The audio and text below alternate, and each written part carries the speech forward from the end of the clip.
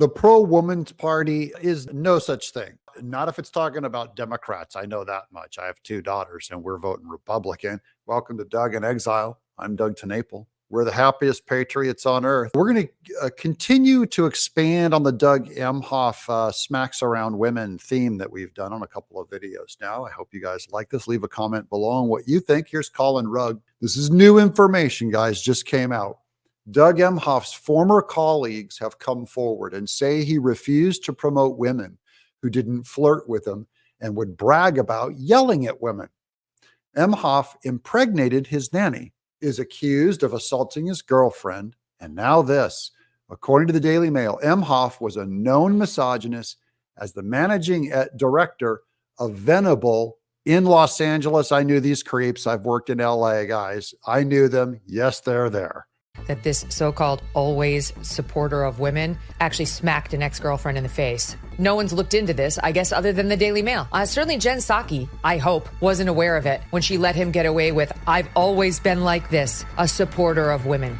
And the Democrats, you know, the more they say that they're feminist and they're pro-woman or whatever, just laugh in their face. And when they say Trump is anti-woman, just remember, they will not do one thing, not one Democrat anywhere, not even a feminist of feminists, are going to come out publicly against Doug Emhoff. Not one. This is an accusation. What happened to believe all women? We're going to continue on this accusation. Emhoff would scream at women and yell expletives at them and then brag about it with his male colleagues. Quote, what's worse was he bragged about it to the management at Venable, and they were aghast. He's an a-hole. He told them how he, quote, put her in her place, unquote, a misogynist. That's who does that, unquote, a staffer said.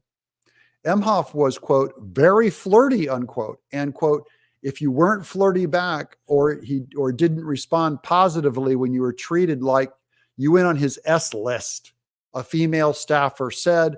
That's kind of normal for the strong-arming, old-school misogynist scumbag. This is not some new feminist sensitive to women.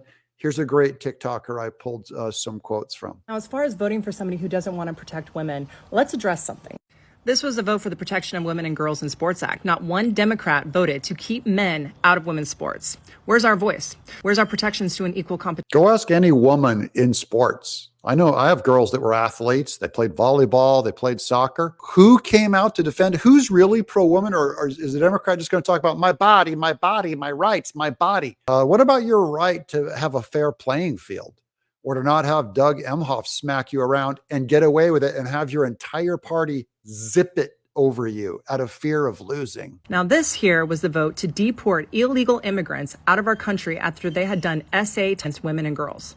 158 Democrats cared more about the feelings of illegal immigrants that had assaulted and attacked women and girls. Where is our voice? Where is our protection? Where is our right to feel safe in our own country, in our own streets, and in our own homes? Tell the women you know that the Democrat Party is not pro-woman. They did not provide any help for them, the ones that are in trouble. I can't even explicitly talk about what went on with those women, with the illegals, but it's bad. Your enemy is not who you think that it is. Your enemy is the one that is counting on you to be so ignorant, to not look at the truth, to not look at the facts, to not look at the reality that is in front of you.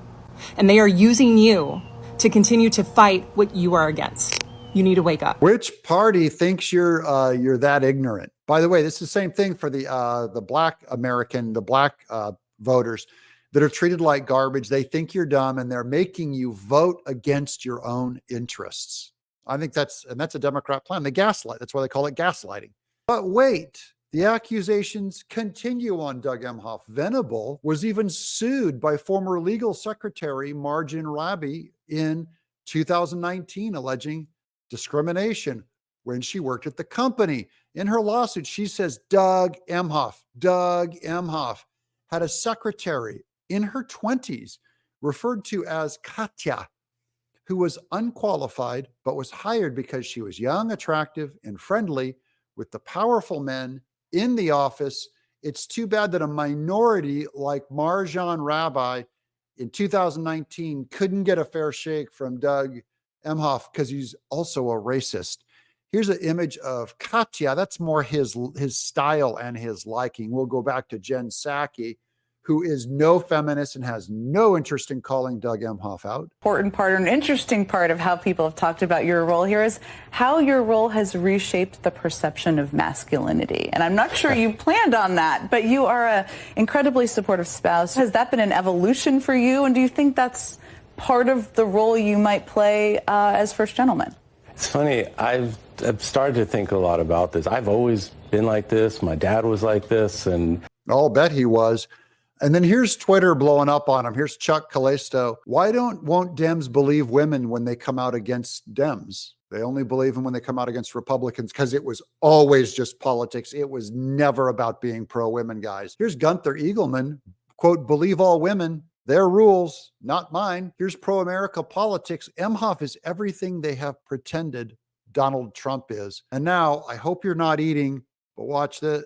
Ew, it's Jill Biden and Doug Emhoff. I'm Doug in exile.